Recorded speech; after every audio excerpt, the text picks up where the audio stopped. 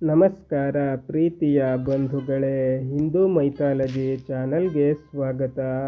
ಮಂಕುತಿಮ್ಮನ ಕಗ್ಗ ರಸಧಾರೆ 10.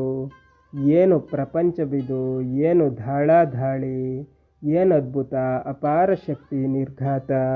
ಮಾನವನ ಗುರಿ ಏನು, ಬೆಲೆ ಏನು, ಮುಗಿವೇನು, ಏನರ್ಥವಿದಕ್ಕೆಲ್ಲ ಮಂಕುತಿಮ್ಮ. ಇಲ್ಲಿಯವರೆಗೆ ಬಂದ 9 ಕಗ್ಗಗಳಲ್ಲಿ ಮೊದಲ 3 ಕಗ್ಗಗಳಲ್ಲಿ ಶ್ರೀ ಗುಂಡಪ್ಪನವರು ಆ ಪರಮಾತ್ಮನೆಂದೆನಿಸಿಕೊಂಡ ಪರಮಶಕ್ತಿಗೆ ನಮಿಸುತ್ತಾ ಮುಂದಿನ ಕಗ್ಗಗಳಲ್ಲಿ ಮನುಷ್ಯನ ಜೀವನದ ಮತ್ತು ಸೃಷ್ಟಿಯ ವಿಚಿತ್ರಗಳನ್ನು ಬರೆದಿದ್ದಾರೆ. ಈ ಸಮಯಕ್ಕೆ ಹಿಂದೆ ಹೇಳಿದಂತೆ 2ನೇ ಮಹಾಯುದ್ಧ ಆರಂಭವಾಗಿ ಎಲ್ಲೆಲ್ಲೂ ಹಾಹಾಕಾರ, ದಾಳಿಗಳು ಇವುಗಳನ್ನು ಕಂಡು ಅಂದಿನ ಸಮಯಕ್ಕೆ ಅವರ ಅನುಭೂತಿ ಏನಿತ್ತು ಎಂಬುದು ಇಂದಿನ ಮತ್ತು ಮುಂದಿನ ಕೆಲವು ಕಗ್ಗಗಳಲ್ಲಿ ಕಾಣಬಹುದು. ಈ ಪ್ರಪಂಚಕ್ಕೆ ಏನಾಗಿದೆ, ಏಕೆ ಈ ಮುತ್ತಿಗೆಗಳು, ಏನು ಈ ಹೊಡೆತಗಳು ಮತ್ತು ಆ ಹೊಡೆತಗಳ ಹಿಂದಿನ ಅಪಾರ ಶಕ್ತಿ ಏನು, ಮಾನವನ ಗುರಿ ಏನು, ಇದಕ್ಕೆಲ್ಲ ಬೆಲೆ ಏನು, ಇದಕ್ಕೆಲ್ಲ ಅಂತ್ಯವೇನು ಮತ್ತು ಇದಕ್ಕೆಲ್ಲ ಏನು ಅರ್ಥ ಎಂಬ ಭಾವಗಳನ್ನು ವ್ಯಕ್ತಪಡಿಸುತ್ತಾ ಅಂದು ನಡೆಯುತ್ತಿದ್ದ ಪ್ರಾಪಂಚಿಕ ವಿದ್ಯಮಾನಗಳನ್ನೆಲ್ಲ ಒಟ್ಟುಗೂಡಿಸಿ ಹಲವು ಪ್ರಶ್ನೆಗಳನ್ನು ನಮ್ಮ ಮುಂದಿಡುತ್ತಾರೆ. ಯಾರೋ ಒಬ್ಬ ಸರ್ವಾಧಿಕಾರಿಯ ಅಧಿಕಾರವನ್ನು ವಿಸ್ತರಿಸುವ ಮಹತ್ವಾಕಾಂಕ್ಷೆ ಮತ್ತು ಅಹಂಕಾರವನ್ನು ತಣಿಸುವ ಅತಿ ಆಸೆಗೆ ಬಲಿಯಾದದ್ದು ಇಡೀ ವಿಶ್ವ. ಒಂದು ರಾಷ್ಟ್ರ ಮತ್ತೊಂದು ರಾಷ್ಟ್ರದ ಮೇಲೆ ದಾಳಿ, ಆ ರಾಷ್ಟ್ರಕ್ಕೆ ಕೆಲವು ಮತ್ತು ಈ ರಾಷ್ಟ್ರಕ್ಕೆ ಕೆಲವು ರಾಷ್ಟ್ರಗಳು ಸಹಾಯಕ್ಕೆ ನಿಲ್ಲುತ್ತವೆ. ಆಗ ಆ 2 ರಾಷ್ಟ್ರಗಳು ಮತ್ತು ಆ ರಾಷ್ಟ್ರಗಳ ಸಹಾಯಕ್ಕೆ ನಿಂತ ಬೇರೆ ರಾಷ್ಟ್ರಗಳ ಎಲ್ಲ ಸೈನಿಕರು ಹೊಡೆದಾಡುತ್ತಾರೆ. ಯಾರೋ ಯಾರ ಮೇಲೋ ದಾಳಿಗೊಳಗಾದ ರಾಷ್ಟ್ರಕ್ಕಾಗಲಿ ದಾಳಿ ಮಾಡಿದ ರಾಷ್ಟ್ರಕ್ಕಾಗಲಿ ದಾಳಿಯ ಕಾರಣವೇ ಗೊತ್ತಿಲ್ಲ. ಹೊಡೆದಾಡುವುದು ಪಾಪ ಮುಗ್ಧ ಸೈನಿಕರು ಕೇವಲ ಜೀವಿಕೆಗಾಗಿ. ಇದು ಮಾನವನ ಜೀವನದ ಇತಿಹಾಸದಲ್ಲಿ ನಿರಂತರವಾಗಿ ನಡೆದಿದೆ. ಕ್ರಿಸ್ತಪೂರ್ವ ಸುಮಾರು 325 ವರ್ಷದಲ್ಲಿ ಅಲೆಕ್ಸಾಂಡರನ ವಿಶ್ವವಿಜಯ ಯಾತ್ರೆಯಿಂದ ಹಿಡಿದು ಇಂದಿನವರೆಗೆ ನಡೆದ ಯುದ್ಧಗಳು ಆಯಾಯ ರಾಷ್ಟ್ರಗಳ ನಾಯಕರ ಬೌದ್ಧಿಕ ಮತ್ತು ನೈತಿಕ ದಿವಾಳಿತನದಿಂದಲೇ ನಡೆದಿದೆ ಅಲ್ಲವೇ? ಅಂತಹ ಒಂದು ಸ್ಥಿತಿಯೇ 2ನೇ ಮಹಾಯುದ್ಧದ ಕಾಲದಲ್ಲಿ ಹಿಟ್ಲರನ ತಿಳಿಗೇಡಿತನದಿಂದಾಗಿ ಆರಂಭವಾಗಿ ವಿಶ್ವವೆಲ್ಲ ಹರಡಿ ಕೆಲವರ ಪಕ್ಷ ಹಿಡಿದು ಹೋರಾಡಿ ಇಡೀ ಪ್ರಪಂಚವನ್ನು ವಿನಾಶದಂಚಿಗೆ ತಳ್ಳಿದರು.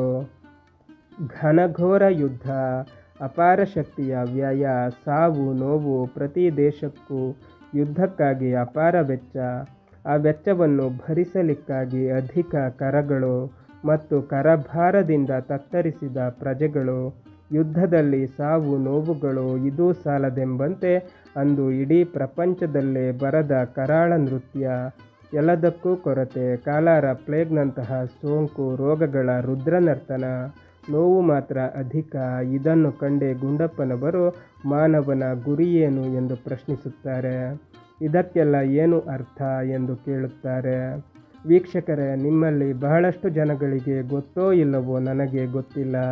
ಅಂದು ಅನ್ನಕ್ಕೆ ಬರ, ಬಟ್ಟೆಗೆ ಬರ, ಹಾಲು ನೀರಿಗೂ ಬರ, ಪ್ರತಿ ಊರಿನಲ್ಲೂ ಗಂಜಿ ಕೇಂದ್ರಗಳು, ಪ್ರತಿಯೊಬ್ಬರಿಗೂ ಬೆಳಗ್ಗೆ 2 ಸೌಂಟು ಮತ್ತು ಸಂಜೆ 2 ಸೌಂಟು, ಬಟ್ಟೆ ಬೇಕಾದರೆ ಸರ್ಕಾರದಿಂದ ಪರವಾನಗಿ ತೆಗೆದುಕೊಂಡು ಗುಟ್ಟಲ್ಲಿ ಖರೀದಿ ಮಾಡಬೇಕಾದ ಪರಿಸ್ಥಿತಿ. ಅಂತಹ ಪರಿಸ್ಥಿತಿಗೆ ಅರ್ಥವೇನು ಅಂದರೆ ಅರ್ಥಹೀನ ಎಂಬ ರೀತಿ ಗುಂಡಪ್ಪನವರು ಪ್ರಶ್ನಿಸುತ್ತಾರೆ. ಇಂದೂ ಕೂಡ ಪರಿಸ್ಥಿತಿ ಬದಲಾಗಿಲ್ಲ. ಅಂದು ಕೊರತೆಯಿಂದ, ಇಂದು ಅಧಿಕ್ಯದಿಂದ ಮಾನವನಿಗೆ ತೊಂದರೆ. ಅಹಂಕಾರದ, ದ್ವೇಷದ, ಯುದ್ಧಗಳ, ನೋವಿನ, ಕೊರತೆಗಳ ರೂಪ ಬೇರೆ ಅಷ್ಟೇ. ಇಂದೂ ಕೂಡ ನಾವು ಅಂದು ಅವರು ಕೇಳಿದ ಪ್ರಶ್ನೆಗಳನ್ನೇ ಕೇಳುವ ಸ್ಥಿತಿ ಇದೆ ಅಲ್ಲವೇ? ರಸಧಾರೆ 11. ಮುತ್ತಿರುವುದಿಂದು ಭೂಮಿಯ ನೊಂದು ದುರ್ದೈವ, ಮೃತ್ಯು ಕುಣಿಯುತ್ತಲಿಹನು ಕೇಕೆ ಹಾಕುತ್ತಲೇ, ಸುತ್ತಿಪುದು ತಲೆಯನನುದಿನದ ಲೋಕದ ವಾರ್ತೆ, ಎತ್ತಲಿದಕ್ಕೆಲ್ಲ ಕಡೆ ಮಂಕುತಿಮ್ಮ. ಮುತ್ತಿರುವುದು ಇಂದು ಭೂಮಿಯನು ಅದೊಂದು ದುರ್ದೈವ, ಮೃತ್ಯು ಕುಣಿಯುತ್ತಲಿಹನು ಕೇಕೆ ಹಾಕುತ್ತಲೇ, ಸುತ್ತಿಪುದು ತಲೆಯನು ಅನುದಿನವೂ ಲೋಕದ ವಾರ್ತೆ, ಎತ್ತಲಿದಕ್ಕೆಲ್ಲ ಕಡೆ ಮಂಕುತಿಮ್ಮ. ಭೂಮಿಕೆ ಅದೇ ಯುದ್ಧ, ಘೋರ ವಿಶ್ವ ಮಹಾಯುದ್ಧ, ಇಡೀ ವಿಶ್ವವೇ ಅಲುಗಾಡುವಂಥ ಯುದ್ಧ. ಎಲ್ಲೆಲ್ಲೂ ರಕ್ತಪಾತ, ಎಲ್ಲೆಲ್ಲೂ ಯುದ್ಧದ ಕೂಗು. ಅದು ಈ ಭೂಮಿಗೆ ಆವರಿಸಿಕೊಂಡ ದುರ್ದೈವವೆಂದು ವ್ಯಾಖ್ಯಾನಿಸುತ್ತಾರೆ ಮಾನ್ಯ ಗುಂಡಪ್ಪನವರು. ಎಲ್ಲೆಲ್ಲೂ ಮೃತ್ಯುವಿನ ತಾಂಡವ. ಯುದ್ಧದಲ್ಲಿ ತಂದೆಯನ್ನು, ಅಣ್ಣನನ್ನು, ಮಗನನ್ನು, ಮಿತ್ರನನ್ನು, ತಮ್ಮನನ್ನು, ಭೂಮಿಯನ್ನು, ಹುಟ್ಟಿದೂರಲ್ಲಿ ಬಿಟ್ಟ ಬೇರನ್ನು, ಆ ಊರಿನ ಮಣ್ಣಿನ ಋಣವನ್ನು ಕಳೆದುಕೊಂಡವರೇ ಬಹಳ ಜನ. ಕಳೆದುಕೊಂಡವರೆಲ್ಲರಿಗೂ ನೋವು, ಕಳೆದುಕೊಳ್ಳದವರಿಗೂ ಕಳೆದುಕೊಂಡವರ ನೋವಿಗಾಗಿ ಸಂತಾಪ. ಒಟ್ಟಾರೆ ಇಡೀ ಭೂಮಿಗೆ ಸೂತಕದ ಭಾವ. ಎಲ್ಲ ಕಡೆಯಿಂದಲೂ ಸಾವಿನ ನಷ್ಟದ ಸಮಾಚಾರ. ಪ್ರತಿನಿತ್ಯ ಈ ಸಮಾಚಾರಗಳನ್ನೆಲ್ಲ ಕೇಳಿ ಕೇಳಿ ಪತ್ರಿಕೆಗಳಲ್ಲಿ ಓದಿ ತಲೆ ಸುತ್ತುವಂತಾಗುತ್ತದೆ. ಇದಕ್ಕೆಲ್ಲ ಎಂದಿಗಾದರೂ ಕೊನೆಯುಂಟೆ ಎಂದು ಲೋಕಶಾಂತಿಗಾಗಿ ಮರುಗುತ್ತಾರೆ ಮಾನ್ಯ ಗುಂಡಪ್ಪನವರು ಈ ಕಗ್ಗದಲ್ಲಿ. ಆ ಯುದ್ಧದಲ್ಲಿ ಗೆಲುವು ಯಾರದಾಯಿತು ಎಂದು ಯೋಚಿಸಿದರೆ ಗೆದ್ದದ್ದು ಮೃತ್ಯು, ಮತ್ತೆಲ್ಲರೂ ಸೋತವರೇ. ಆ ಯುದ್ಧದಲ್ಲೇ ಅಲ್ಲ, ಯಾವುದೇ ಯುದ್ಧವನ್ನು ನಾವು ಸೂಕ್ಷ್ಮವಾಗಿ ಅವಲೋಕಿಸಿದರೆ ಗೆಲ್ಲುವುದು ಮೃತ್ಯು ಮಾತ್ರ. ಮಿಕ್ಕೆಲ್ಲರೂ, ಎಲ್ಲ ದೇಶಗಳೂ ಸೋಲುತ್ತವೆ, ಕೇವಲ ಮೃತ್ಯು ಗೆಲ್ಲುತ್ತದೆ. ಎರಡನೇ ಮಹಾಯುದ್ಧದ ಸಮಯದಲ್ಲಿ ಕ್ರೂರತ್ವಕ್ಕೆ ಒಂದು ಅಂತ್ಯವೇ ಇರಲಿಲ್ಲ. ಹಿಟ್ಲರನ ರಕ್ತದಾಹಕ್ಕೆ ಕೊನೆಯೇ ಇರಲಿಲ್ಲ.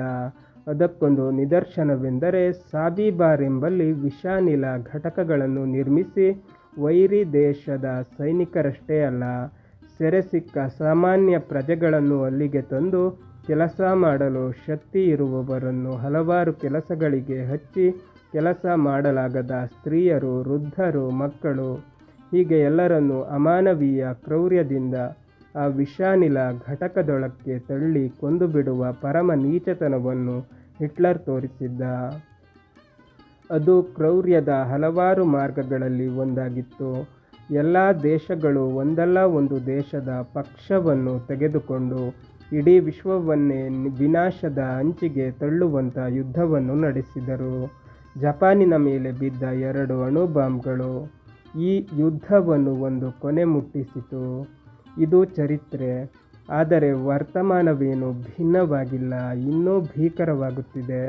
ಆಗ ಒಂದು ಯುದ್ಧ ನಡೆದರೆ ಈಗ ಹಲವಾರು ಯುದ್ಧಗಳು. ವೈಜ್ಞಾನಿಕವಾಗಿ, ಆರ್ಥಿಕವಾಗಿ ಮುಂದುವರೆದ ರಾಷ್ಟ್ರಗಳು ಹಿಂದಿರುವ ರಾಷ್ಟ್ರಗಳ ಮೇಲೆ ಅಧಿಪತ್ಯ, ದಬ್ಬಾಳಿಕೆ, ಷಡ್ಯಂತ್ರ, ಒತ್ತಡ, ಅನವಶ್ಯಕ ಹಸ್ತಕ್ಷೇಪದಿಂದ ಇಂದಿಗೂ ದೇಶಗಳ ಮಧ್ಯೆ ದ್ವೇಷದ ಭಾವ ಒಂದಿಷ್ಟೂ ಕಡಿಮೆಯಾಗಿಲ್ಲ. ಜಾತಿ, ಮತ, ಭಾಷೆ, ಎಲ್ಲೆ, ಗಡಿ, ಹೀಗೆ ಹೊಡೆದಾಟಕ್ಕೆ ಹಲವಾರು ಕಾರಣಗಳು. ತನ್ನ ಬಲದ ಕಾರಣ ಪರರ ದೇಶಗಳಿಗೆ ಕುಂಟು ನೆಪ ಒಡ್ಡಿ ನುಗ್ಗಿ ಮಾರಣಹೋಮ ನಡೆಸಿ ಅಲ್ಲಿರುವ ಸಂಪತ್ತನ್ನು ಲೂಟಿ ಮಾಡುವ ಪ್ರವೃತ್ತಿ ಸರಿಸುಮಾರು 3000 ವರ್ಷಗಳ ಹಿಂದೆಯೂ ಇತ್ತು, ಇಂದೂ ಇದೆ. ಜನಾಂಗಗಳನ್ನು ಒಂದುಗೂಡಿಸುವುದಕ್ಕೆ ಪೂರಕವಾದ ಜಾತಿ, ಮತ, ಭಾಷೆಗಳೇ ಜನರ ಮಧ್ಯೆ, ದೇಶಗಳ ಮಧ್ಯೆ ವೈರಕ್ಕೆ ಕಾರಣವಾಗಿರುವುದು ಒಂದು ವಿಪರ್ಯಾಸ. ಅಷ್ಟೇ ಅಲ್ಲ, ಅಂದು ಇದ್ದ ಅಸ್ತ್ರ ಶಸ್ತ್ರಾಸ್ತ್ರಗಳಿಗೆ ಹೋಲಿಸಿದರೆ ಇಂದು ಪ್ರಪಂಚದಲ್ಲಿ ಇಂತಹ 10 ಪ್ರಪಂಚಗಳನ್ನು ನಿಮಿಷದಲ್ಲಿ ಧ್ವಂಸ ಮಾಡಬಲ್ಲ ಮಾರಕಾಸ್ತ್ರಗಳನ್ನು ಹೊಂದಿರುವ ಹಲವಾರು ದೇಶಗಳುಂಟು. ನಮ್ಮಲ್ಲಿ ಬತ್ತಿಯನ್ನು ಕಿತ್ತು ಸಿದ್ಧವಾಗಿರುವ ಅಸ್ತ್ರಗಳುಂಟು. ಬೆಂಕಿ ಕಡ್ಡಿ ಗೀರಬೇಕಷ್ಟೇ. ಸಮಗ್ರವಾಗಿ ಇದನ್ನೆಲ್ಲ ಸೇರಿಸಿ ದುರ್ದೈವ ಎಂದರು ಮಾನ್ಯ ಗುಂಡಪ್ಪನವರು. ಅಂದು ಗುಂಡಪ್ಪನವರು ಖೇದ ವ್ಯಕ್ತಪಡಿಸಿದ ಕಾರಣಗಳು ಇಂದಿಗೂ ಇವೆ. ಅಷ್ಟೇ ಅಲ್ಲ, ಇನ್ನೂ ವಿಕೃತ ರೂಪ ಪಡೆದುಕೊಂಡು ಇಡೀ ಪ್ರಪಂಚವನ್ನೇ ಎತ್ತ ಕೊಂಡು ಹೋಗುತ್ತಿದೆಯೋ ಯಾರು ಬಲ್ಲರು. ಅಂದು ಅಷ್ಟಕ್ಕೆ ಮರುಗಿದ ಗುಂಡಪ್ಪನವರು ಇಂದು ಈ ಸ್ಥಿತಿಯನ್ನು ನೋಡಿದರೆ ಏನು ಹೇಳಿರಬಹುದೆಂದು ಊಹಿಸಲೂ ಕಷ್ಟ. ಇಂತಹ ವಿಚಾರಗಳನ್ನು ಮಂಥನ ಮಾಡುತ್ತಾ ಒಂದು ಶಾಂತ ಪ್ರಪಂಚವನ್ನು ನಿರ್ಮಿಸುವ ದಿಕ್ಕಿನಲ್ಲಿ ಪ್ರಯತ್ನಿಸುತ್ತಾ ನಾವು ಮುಂದಿನ ಕಗ್ಗಕ್ಕೆ ಹೋಗೋಣವೇ? ಬಂಧುಗಳೇ, ಮಂಕುತಿಮ್ಮನ ಕಗ್ಗ ಮುಂದುವರಿಯುತ್ತದೆ. ಅಲ್ಲಿಯ ತನಕ ನಮ್ಮ ಚಾನಲನ್ನು ನೋಡ್ತಾ ಇರಿ.